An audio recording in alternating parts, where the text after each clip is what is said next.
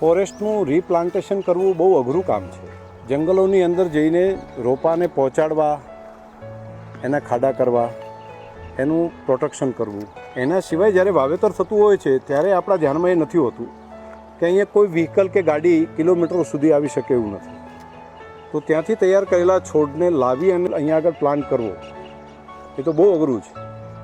માથા ઉપર ઉપાડીને એક છોડ લઈ અને અહીંયા આવવા કેટલા બધા લોકો કામ કરે ત્યારે આટલા લાખોની સંખ્યાની અંદર આ છોડ સુધી લોકો પહોંચી શકે.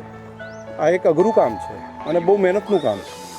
અનેક લોકો આ કામની અંદર જ્યારે જોડાતા હોય ત્યારે જ એનું પરિણામ મળી શકે. ઘણી વખત આપણને લાગતું હોય છે કે આ પ્લાન્ટેશન થઈ ગયું એટલે આટલું થયું, આટલું ઉગ્યું, એ જ આપણે આંકડો જોતા હોઈએ છીએ. પરંતુ તેના માટે કેટલો પુરુષાર્થ કરવો પડે છે એ ધ્યાનમાં નથી આવતું હોતું. આ અનેક લોકોનો પુરુષાર્થ પછી આ વનરાજી ફરી પાછી ઊભી કરી શકાય. તો આ આટલી મહેનત કરીએ ત્યારે એક નવો છોડ તૈયાર થતો હોય છે, ઉગતો હોય છે. તો મારી પ્રાર્થના છે કે કોઈ પણ છોડ કે કોઈ ઝાડને કાપવું હોય તો મહાપાપ. પ્રકૃતિએ તો આપણા ઘણા બધા વૃક્ષોનું વાવેતર કરી દીધું છે. હવે જો એમાંથી એક પણ છોડને જો ઓછું કરીએ તો બહુ મોટું પાપનું કામ કહેવાય. એક પણ ઝાડ કપાય નહીં, એની આપણે બધાએ ધ્યાન રાખવું પડે. ફોરેસ્ટનું રક્ષણ કરવું આપણા બધાની જવાબદારી છે. પ્રકૃતિનું રક્ષણ આપણે કરશું તો પ્રકૃતિ આપણું રક્ષણ કરશે.